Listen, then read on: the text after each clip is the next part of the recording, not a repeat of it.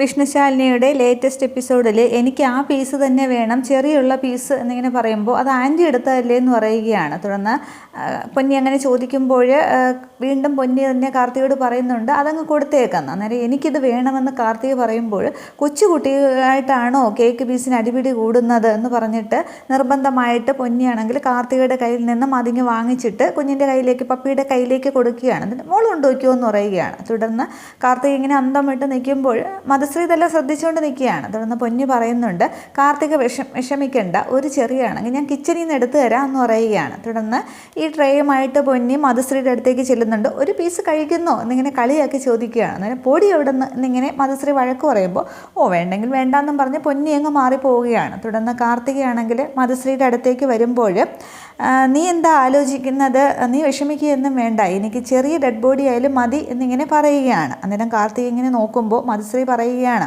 ഞാൻ എന്തു പിശാചാണ് എന്നല്ലേ നീ കരുതുന്നത്? ശാലിനിയുടെ കണ്ണിൽ നിന്നും ഒരു തുള്ളി കണ്ണീരടർന്ന് വീഴാനായിട്ട് പിശാചിനേക്കാളും മോശമായ പ്രവൃത്തി ഞാൻ ചെയ്യും എന്നിങ്ങനെ പറഞ്ഞ് മധുശ്രീ നോക്കിക്കൊണ്ട് നിൽക്കുകയാണ്. ആ കുട്ടി കഴിക്കുന്നോ അതിനെ ആർക്കെങ്കിലും കൊണ്ടു കൊടുക്കുന്നോ എന്നൊക്കെ പപ്പി ഇങ്ങനെ നിരീക്ഷിച്ചുകൊണ്ട് മധുശ്രീയും കാർത്തികയും കൂടി നിൽക്കുന്നുണ്ട്.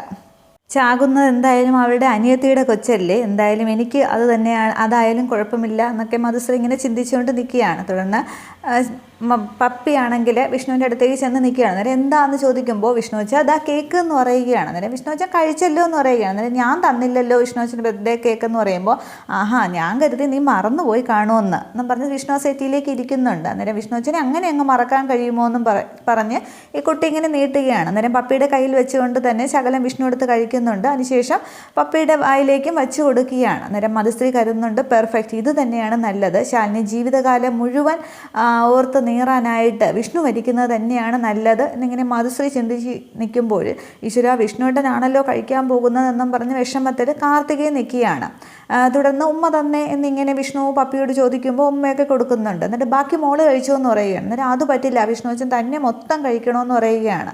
തുടർന്ന് ആ പിണക്ക ഭാവമൊക്കെ കാണുമ്പോൾ ശരി ഇങ്ങിതാന്നും പറഞ്ഞ് വിഷ്ണു പപ്പിയുടെ കയ്യിൽ നിന്നും കേക്ക് വാങ്ങുന്നുണ്ട്. തുടർന്ന് പപ്പിയാണെങ്കിൽ സത്യവാന്നും പറഞ്ഞ് വിളിച്ചുകൊണ്ട് അവർ അങ്ങോട്ടും ഇങ്ങോട്ടൊക്കെ മാറിപ്പോവുകയാണ്. തുടർന്ന് വിഷ്ണു ആണെങ്കിൽ ഇതിങ്ങനെ വെച്ച് നോക്കിക്കൊണ്ട് നിൽക്കുമ്പോൾ സിറ്റ് ഔട്ടിൽ ശാലിനി ഇങ്ങനെ ഒറ്റയ്ക്ക് നിൽക്കുന്ന കാണുകയാണ്. അന്നേരം വിഷ്ണു ശാലിനിയെ തന്നെ നോക്കുകയാണ്.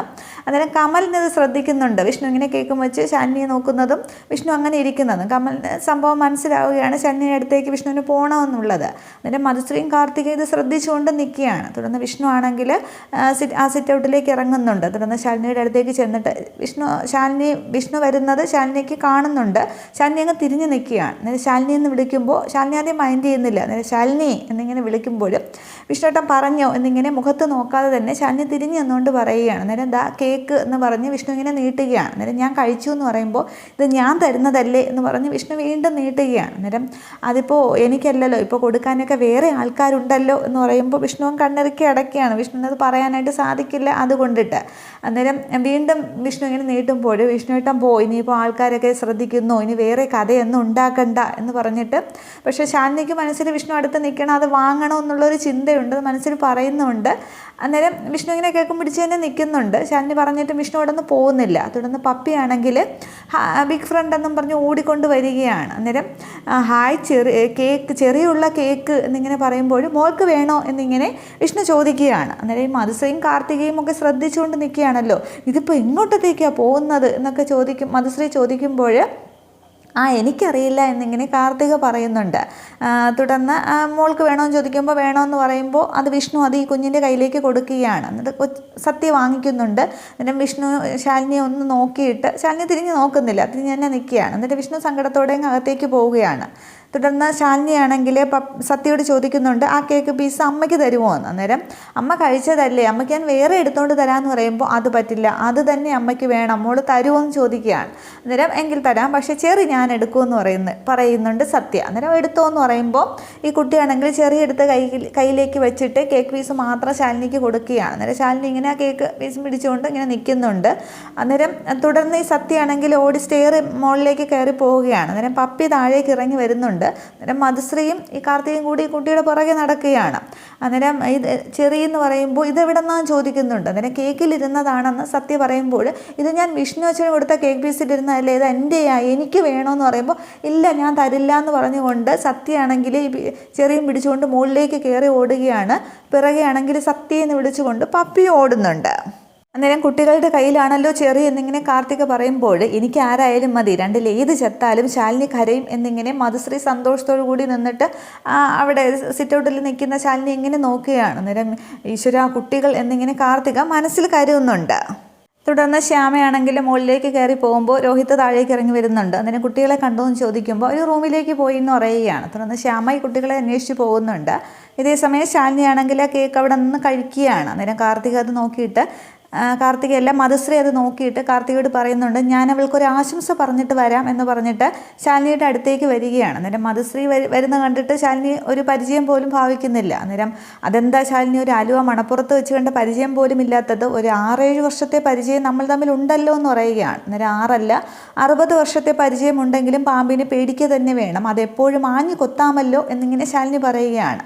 അന്നേരം നമ്മൾ തമ്മിൽ ഇനിയിപ്പോൾ ശത്രുതയുടെ ആവശ്യമൊന്നുമല്ല, വിഷ്ണുവിൻ്റെ താലിക്ക് വേണ്ടിയല്ലേ നമ്മൾ മത്സരിച്ചത്, അതിപ്പോൾ മണ്ണും ചാറ്റി നിന്നവൻ പെണ്ണും കൊണ്ട് പോയി എന്ന് പറഞ്ഞ പോലെ ദേ അവൾ കപ്പ് അടിച്ചുകൊണ്ട് പോയി എന്ന് പറഞ്ഞ് കാർത്തികയെ ചൂണ്ടിക്കാണിക്കുകയാണ്. ഇനി നമ്മൾ മത്സരാർത്ഥികളായിരുന്നു, ഇനി നമ്മൾ തമ്മിൽ തർക്കത്തിൻ്റെ ആവശ്യമൊന്നുമില്ല, ഇനി നമുക്ക് കൈകൊടുത്ത് പിരിയാം എന്നൊക്കെ പറയുകയാണ്. കാർത്തികയെ ഞാൻ പരിചയപ്പെട്ടു, വളരെ നല്ല കുട്ടിയാണ് എന്നൊക്കെ പറയുമ്പോൾ ശാലിനി ചോദിക്കുകയാണ് കാർത്തികയെ നീ ഇപ്പോൾ പരിചയപ്പെട്ടേ ഉള്ളൂ എന്ന്. അന്നേരം മധുശ്രീ ഒന്ന് പതറുന്നുണ്ട്. എന്നിട്ട് പറയുകയാണ് വഴിയിൽ ഒരു വഴി ചോദിക്കുന്ന അത്ര വലിയ പരിചയമൊന്നും അല്ലല്ലോ, ഇപ്പോഴാണ് വിശദമായിട്ട് പരിചയപ്പെട്ടതെന്ന് പറയുമ്പോൾ മധുശ്രീ ഇതിൻ്റെയൊക്കെ ഇടയ്ക്ക് എന്തൊക്കെയോ കള്ളക്കളികൾ നടക്കുന്നുണ്ട് എന്നെനിക്ക് വ്യക്തമായിട്ടറിയാം, ഏറെക്കുറെയുള്ള ചിത്രം എനിക്ക് കിട്ടിക്കഴിഞ്ഞു, ആ ചിത്രം പൂർണ്ണമാകുന്ന ദിവസം ഞാൻ നിൻ്റെ അടുത്തേക്ക് ഒരു വരവ് വരും, അന്ന് നീ സൂക്ഷിച്ചോ എന്നിങ്ങനെ ശാലിനി ഇങ്ങനെ കൈ ചൂണ്ടി പറയുകയാണ്. അന്നേരം മധുശ്രീ മധുശ്രീ പറയുകയാണ് അതിനിപ്പോൾ നിൻ്റെ കയ്യിൽ നീ ഒന്നുകിൽ CBIക്ക് കൊടുക്കുക, അല്ലെങ്കിൽ നിൻ്റെ കയ്യിൽ തന്നെ പോലീസും പട്ടാളവും ഒക്കെ ഉണ്ടല്ലോ, അവരെ കൊണ്ട് അന്വേഷിപ്പിക്കുമെന്ന് പറയുകയാണ്. അന്നേരം വീട്ടിൽ കൊല്ലാനായിട്ട് AK-47 ആവശ്യമൊന്നും ഇല്ലല്ലോ മധുശ്രീ എന്നിങ്ങനെ തിരിച്ചും കട്ടയ്ക്ക് ശാലിനി ഇങ്ങനെ മറുപടി പറയുകയാണ്. അന്നേരം മധുശ്രീ മനസ്സിൽ കരുതുകയാണ് പൊളിഞ്ഞു നിൽക്കുമ്പോഴും അവളുടെ ഒരു ധൈര്യം കണ്ടില്ലേ, എന്തായാലും നിൻ്റെ സന്തോഷമൊക്കെ കുറച്ച് നേരത്തേക്കേ ഉള്ളൂ, 2 എണ്ണത്തിൽ ഒന്ന് ഇപ്പോൾ ചത്തു മലക്കും എന്നിങ്ങനെ മധുശ്രീ അങ്ങ് മനസ്സിൽ സന്തോഷം കൊടുക്കുകയാണ്. എന്നിട്ട് ശാലിനിക്ക് നേരെ ഇങ്ങനെ കൈ കൊടുക്കാനായിട്ട് ഇങ്ങനെ ഷേക്ക് ഹാൻഡ് കൊടുക്കാനായിട്ട് ഇങ്ങനെ കൈ നീട്ടുന്നുണ്ട്. നമ്മൾ തമ്മിൽ ഇനിയിപ്പോൾ വിരോധമൊന്നും വേണ്ട, many happy returns of the day എന്നും പറഞ്ഞിങ്ങനെ പറയുകയാണ്.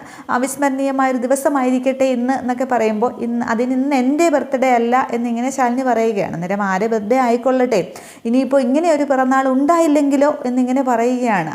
അന്നേരം ശാലിനി ഇങ്ങനെ മധുശ്രീയെ തന്നെ സൂക്ഷ്മമായിട്ട് നോക്കിയാണ്. അന്നേരം മധുശ്രീ പറയുന്നുണ്ട് അല്ല വിഷ്ണുവിൻ്റെ കല്യാണമൊക്കെ കഴിഞ്ഞില്ലേ, അപ്പോൾ ഇനി ഈ 2 കുട്ടികളെയും ബർത്ത്ഡേ അടുത്ത വർഷമൊന്നും ഇനി ഒരുമിച്ച് ഇവിടെ വെച്ചൊന്നും ആഘോഷിക്കാൻ പറ്റില്ലല്ലോ, അതുകൊണ്ടാണ് ഞാനങ്ങനെ പറഞ്ഞത് എന്ന് പറയുമ്പോൾ ശാലിനിയാണെങ്കിൽ മധുശ്രീയുടെ നേരെ നിന്നിട്ട് ശാലിനിയുടെ കഴുത്തിലെ താലി ഇങ്ങനെ കാണിച്ചു കൊടുക്കുകയാണ്. മധുശ്രീക്ക് കാണിച്ചു കൊടുത്തിട്ട് പറയുന്നുണ്ട് ഇത് വിഷ്ണുവേട്ടനാണെങ്കിൽ ഒരു ജന്മം മുഴുവത്തേക്കായി എൻ്റെ കഴുത്തിൽ അണിയിച്ചതാണ്, അതെനിക്ക് നഷ്ടമാകില്ല എന്ന് പൂർണ്ണമായിട്ടും ഉറപ്പുണ്ട്. ഇനി ഒരു പിറന്നാളുണ്ടെങ്കിൽ സത്യയുടെയും പപ്പിയുടെയും ബർത്ത്ഡേ സത്യാമ്മയുടെ വീട്ടിൽ വെച്ച് തന്നെ അതിഗംഭീരമായിട്ട് ആഘോഷിക്കും എന്നിങ്ങനെ വിഷ്ണുവേട്ടൻ എൻ്റെ ലക്ഷ്യമല്ല, അവകാശമാണ്, അത് എന്നിൽ നിന്നും ആരും കൊണ്ടുപോകില്ല, എനിക്ക് നഷ്ടപ്പെടില്ല എന്നെനിക്ക് പൂർണ്ണ വിശ്വാസമുണ്ട് എന്നൊക്കെ പറയുമ്പോൾ മധുശ്രീ ആണെങ്കിൽ മനസ്സിലങ്ങ് മനക്കോട്ട് കെട്ടുകയാണ്. ഇപ്പോൾ 2 കുട്ടികളിൽ ഏതെങ്കിലും ഒന്ന് ചാവും, അപ്പോൾ നീ കിടന്ന് കരയും എന്നൊക്കെ പറയുന്നുണ്ട്. അന്നേരം അത് അങ്ങനെ തന്നെ ആയിക്കോട്ടെ, ഈശ്വരൻ രക്ഷിക്കട്ടെ, ഈശ്വരനാണല്ലോ എല്ലാ തീരുമാനങ്ങളും എടുക്കുന്നത്, അവിടെ നിന്ന് തന്നെ നിനക്ക് ദൈവകാരുണ്യമൊക്കെ കിട്ടട്ടെ എന്നിങ്ങനെ പറഞ്ഞിട്ട് മധുശ്രീ അങ്ങ് പോവുകയാണ്. അന്നേരവും സംശയത്തോടെ ശാലിനിയാണെങ്കിൽ ഇങ്ങനെ മധുശ്രീയെ നോക്കുന്നുണ്ട്, എന്തൊക്കെയോ അങ്ങ് ആലോചിച്ച് കൂട്ടുകയാണ്. ഇതേസമയം ഹാളിലാണെങ്കിൽ എല്ലാവരോടും ഓരോരുത്തരുടെയൊക്കെ സംസാരിച്ചുകൊണ്ടിരിക്കുന്നു. സത്യഭാമ അതിഥികളോടൊക്കെ സംസാരിക്കുന്നു. രാഘവൻ നായരും പിന്നെ രോഹിത്തുമൊക്കെ ഇങ്ങനെ ഫോണിലൊക്കെ നോക്കുന്നുണ്ട്. കമലിനും പൊന്നി എല്ലാവരും ഉണ്ട്. ഇതേസമയം കുട്ടികളാണെങ്കിൽ മുകളിൽ നിന്ന് താഴേക്ക് ഓടി ഇറങ്ങി വരുന്നിട്ട് സത്യാമ്മയെന്നും പറഞ്ഞ് ഓടി ചെല്ലുകയാണ്. അന്നേരം 2 പേരും എവിടെയായിരുന്നു എന്നിങ്ങനെ സത്യാമ്മ സന്തോഷത്തോടു കൂടി ചോദിക്കുകയാണ്. അന്നേരം ഞങ്ങൾ അപ്പുറത്തുണ്ടായിരുന്നു എന്നിങ്ങനെ പറയുകയാണ്. അന്നേരം വിഷ്ണുവൊക്കെ എല്ലാവരും കുട്ടികളെ തന്നെ ശ്രദ്ധിച്ച് നോക്കിക്കൊണ്ട് നിൽക്കുകയാണ്, അവരുടെ ആ സന്തോഷമൊക്കെ കണ്ടിട്ട്. അന്നേരം കുട്ടികൾക്ക് കുഴപ്പമൊന്നുമില്ലല്ലോ എന്നിങ്ങനെ കാർത്തിക പറയുമ്പോൾ 1 മണിക്കൂറിനകം മയക്കത്തിലേക്ക് പോകും. പിന്നീട് ഹൃദയം പണിമുടക്കും. പിന്നെ കൈയും കാലും ഒക്കെ അനക്കാൻ പറ്റാത്ത വിധം ഗാഠനിദ്രയിലേക്ക്. പിന്നെ പൂച്ചയും പട്ടിയും ഒക്കെ ചാവില്ലേ, അതുപോലെ അങ്ങ് ചാവും. പോസ്റ്റ്മോർട്ടത്തിൽ പോലും ആ വിഷം ഏതാണെന്ന് കണ്ടെത്താനായിട്ട് സാധിക്കില്ല. എന്തായാലും ഇപ്പോഴത്തെ അവരുടെ ചിരിയും കളിയും ഒക്കെ കൊള്ളാം. മരിക്കുന്നത് വരെ സന്തോഷമായിരിക്കട്ടെ, എനിക്ക് ഇത്രയൊക്കെ ചെയ്യാൻ പറ്റുള്ളൂ എന്നിങ്ങനെ പറയുമ്പോൾ പക്ഷേ കാർത്തിക ആകെ ഒരു ടെൻഷനിൽ നിൽക്കുകയാണ്. കുട്ടികളായതുകൊണ്ട് ആരും ശ്രദ്ധിക്കത്തുമില്ല, അവർ ഉറങ്ങുന്നു എന്ന് കരുതത്തേ ഉള്ളൂ എന്നൊക്കെ മധുശ്രീ പറയുകയാണ്. തുടർന്ന് പപ്പി പറയുന്നുണ്ട്, വാസത്തി നമുക്ക് ഗിഫ്റ്റൊക്കെ തുറന്ന് നോക്കാമെന്നും പറഞ്ഞ് അവർ ആ റൂമിലേക്ക് ഓടുന്നുണ്ട്. അന്നേരം രാഘവൻ നായർ പിള്ളയോടും പൊന്നിയോടും പറയുന്നുണ്ട്, നിങ്ങളോട് ചെല്ലാൻ പറയുമ്പോഴത്തേക്ക് ഈ പിള്ളയും പൊന്നിയും കൂടി കുട്ടികളുടെ പിന്നാലെ പോവുകയാണ്. തുടർന്ന് സത്യഭാമ എല്ലാവരോടുമായിട്ട് പറയുന്നുണ്ട്, അത്യാവശ്യം ബന്ധുക്കളും സുഹൃത്തുക്കളും ഒക്കെ ഉണ്ടല്ലോ, അപ്പോൾ എനിക്കൊരു സന്തോഷ വാർത്ത പറയാനുണ്ട് എന്ന് പറയുമ്പോൾ എല്ലാവരും ഇങ്ങനെ ശ്രദ്ധിക്കുകയാണ് എന്താണെന്നുള്ളത്. തുടർന്ന് സിറ്റൗട്ടിൽ നിൽക്കുന്ന ശാലിനി ആണെങ്കിൽ ആ വാതിൽക്കലേക്ക് വരുന്നുണ്ട്. എന്നിട്ട് ഇപ്പോൾ എല്ലാവരും ഉണ്ടല്ലോ എന്നുണ്ട്, വിഷ്ണു വാ ഇങ്ങോട്ട് വാ എന്ന് വിളിക്കുകയാണ്. അന്നേരം വിഷ്ണു ഇങ്ങനെ സംശയിക്കുന്നുണ്ട്. അന്നേരം ഇങ്ങോട്ട് വാടാന്നും പറഞ്ഞ് പിടിച്ച് നിർത്തുന്നുണ്ട്. തുടർന്ന് കാർത്തികയെ നോക്കിയിട്ട് മോളും വാ ഇങ്ങോട്ടത്തേക്ക് വാ എന്ന് പറഞ്ഞിട്ട് വിഷ്ണുവിൻ്റെ അടുത്തേക്ക് ഇങ്ങനെ ചേർത്ത് കാർത്തികയെ നിർത്തുകയാണ്. അന്നേരം ശാലിനി ഇങ്ങനെ നോക്കിയാണ്. രാഘവൻ നായർക്കോ ശ്യാമയ്ക്കോ രോഹിത്തിനോ അതങ്ങോട്ട് ഇഷ്ടപ്പെടുന്നില്ല. തുടർന്ന് എല്ലാവരോടായിട്ട് പറയുകയാണ്, എൻ്റെ മകൻ വിഷ്ണു വിവാഹം കഴിച്ച കാര്യം നിങ്ങളൊക്കെ അറിഞ്ഞല്ലോ, അപ്പോൾ എല്ലാവരെയും ക്ഷണിക്കാനൊന്നും പറ്റിയില്ല. സത്യത്തിൽ നമ്മൾ പോലും അറിഞ്ഞില്ല. അതിന് ആൾക്കാർ പരാതിയൊക്കെ പറഞ്ഞു. അപ്പോൾ എല്ലാവരുടെയും പരാതി അങ്ങോട്ട് തീർക്കാൻ പോവുകയാണെന്ന് പറയുമ്പോൾ എല്ലാവരും ഇങ്ങനെ ശ്രദ്ധിക്കുകയാണ് ഭാമ എന്താണ് പറയുന്നതെന്ന് അറിയാനായിട്ട്. തുടർന്ന് അടുത്ത ആഴ്ച നാടടക്കം ക്ഷണിച്ചുകൊണ്ട് വിഷ്ണുവിൻ്റെയും കാർത്തികയുടെയും വിവാഹമാണ്, ഈ വീട്ടുമുറ്റത്ത് വെച്ച് തന്നെ എന്നിങ്ങനെ പറയുമ്പോൾ ശാലിനി ആകെ ഷോക്കാവുന്നുണ്ട്. വിഷ്ണു ആകെ അങ്ങ് അന്തം വിടുകയാണ്. കാർത്തികയും ഞെട്ടുന്നുണ്ട്. അന്നേരം അത് കേൾക്കുമ്പോൾ എല്ലാവരും അങ്ങ് കൈയടിക്കുകയാണ്. മധുശ്രീ വരെ ചിരിച്ചങ്ങ് കൈയടിക്കുന്നുണ്ട്. പക്ഷേ ഭാമയും രാഘവൻ നായരും രോഹിത്തും ഇവരൊക്കെ അങ്ങ് നോക്കിക്കൊണ്ട് നിൽക്കുകയാണ്. അന്നേരം എല്ലാവരെയും ക്ഷണിക്കുകയാണ് എന്നൊക്കെ ഇങ്ങനെ ഭാമ പറയുമ്പോൾ ആകെ അന്തം വിട്ട് ശാലിനിയാണെങ്കിൽ ആകെ സങ്കടത്തോടു കൂടി ഇങ്ങനെ കണ്ണൊക്കെ നിറഞ്ഞ് നിൽക്കുകയാണ്. വിഷ്ണു ആണെങ്കിൽ ശാലിനിയെ തന്നെ ശ്രദ്ധിക്കുന്നുണ്ട്. ഇത്രയും ആകുമ്പോൾ എപ്പിസോഡ് അവസാനിക്കുകയാണ്. അപ്പോൾ കാർത്തികയും ആകെ അന്തം വിട്ട് നിൽക്കുകയാണ്. കല്യാണം എന്നൊക്കെ സത്യഭാമ കല്യാണമൊക്കെ നടത്തുമെന്നറിയുമ്പോൾ ഇത്രയുമേ എപ്പിസോഡിൽ കാണിക്കുന്നുള്ളൂ. അപ്പോൾ അടുത്ത ആഴ്ച ഇനി വിവാഹം നടത്തുമെന്നുള്ളത് തന്നെയാണ് ഭാമ പറയുന്നത്. അതിനുവേണ്ടി ഒരുക്കങ്ങളൊക്കെ നടത്തും. പക്ഷേ ഈ ചെറി കൊണ്ടുപോയിട്ട് അത് ആരെങ്കിലും കഴിച്ചോ, കുട്ടികളെ കഴിച്ചോ അതോ കളഞ്ഞോ എന്നുള്ളത് ഇന്നും ഈ എപ്പിസോഡിലും വ്യക്തമായിട്ടില്ല. അതിനി എത്ര ദിവസം കാത്തിരിക്കണമെന്തോ, ചിലപ്പോൾ നാളെ അടുത്ത എപ്പിസോഡിൽ അറിയാമായിരിക്കും. ഇതാണ് പുതിയ വിശേഷങ്ങൾ. Okay, thank